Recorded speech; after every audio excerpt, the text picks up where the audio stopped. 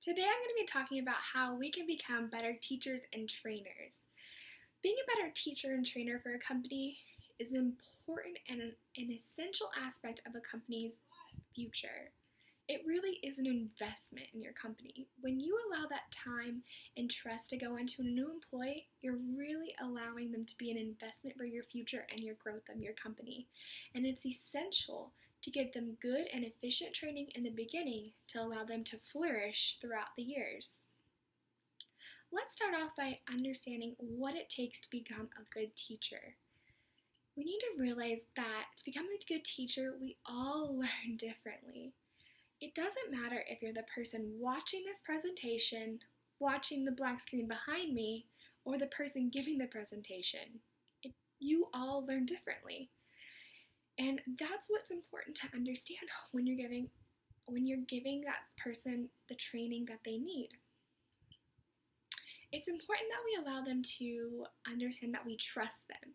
And we have to find that trust in ourselves. It's our company maybe, and we don't want to spend that money on them. But it's important that if they screw up, that we need to trust them. If we want to let our company grow and invest in a better future for our company, we have to put that trust in them. You can't do everything yourself. You have to allow someone else to take the ropes sometimes and let them lead and do it. So it's important that we start out with the great trust in ourselves and in our company and in them. Second, we really need to invest our time into the person who is coming in. It's going to take time to train someone. They're not going to know something right off the bat. But when we invest our time in them, they will be able to flourish in our company, like I mentioned earlier. So, for this presentation, I'm going to first start off with a list of steps that will allow us to be a better trainer. And these are important because we really need to understand what we need to do first instead of the steps that they need to do. So, as a trainer, we really need to understand, like I said earlier, that everyone learns differently. Let's talk about kindergarten, for example. You come in, you have your buddy sitting right next to you, you sit with the same teacher every single day, and at the end of the school year, you might know how to read, write your name, the ABCs, and your friend next to you might only have the ABCs down. This just shows you that everyone learns differently, even if the situation is the same. We all learn at different speeds and different rates, and you have to approach that teaching situation like that.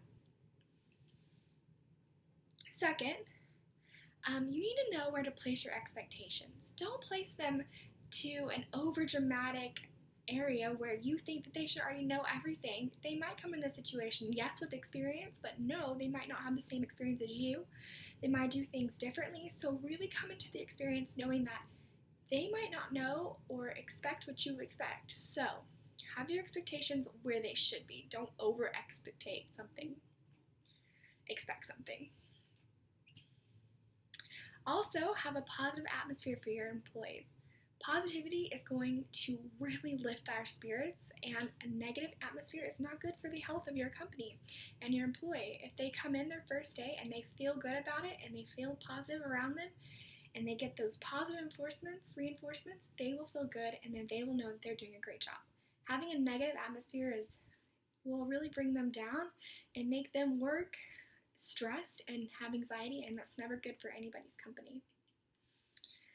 So it's also really important to provide praise for your employees, and especially the ones that you're training. Even if it's something small and little, and it's something that you might not normally provide praise for, really give them a reason to feel proud about themselves, because anyone and everyone loves a little praise in their lives.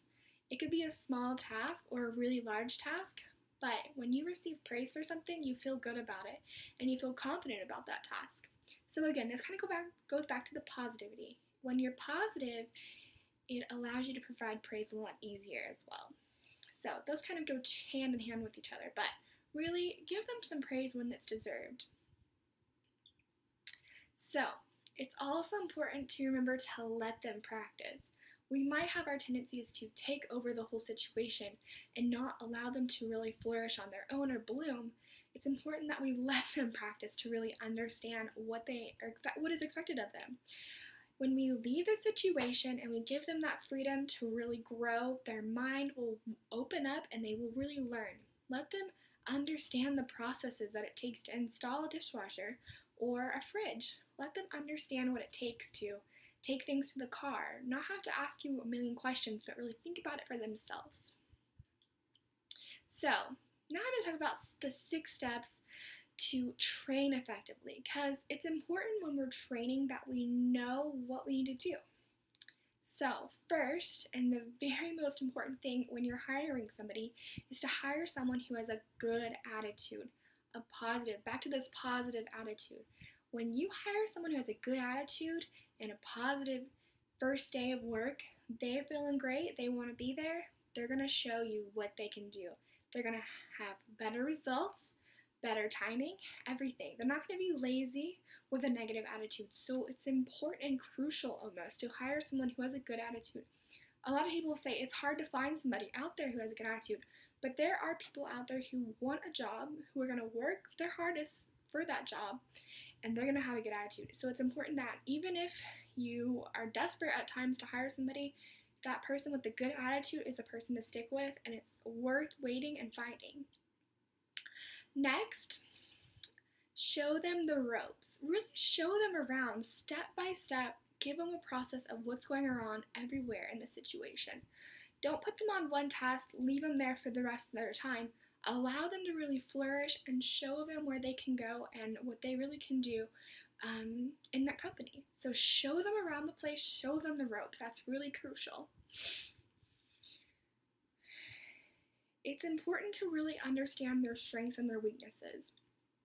This can be achieved by giving them tasks and watching them and understanding what they do.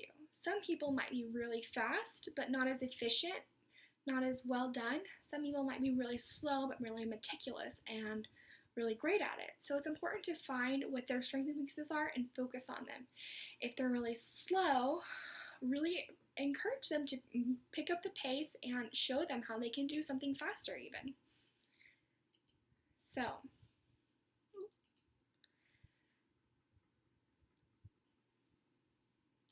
again, as I said earlier, step by step, slowly. If they're struggling with something, really show them step by step, slowly too.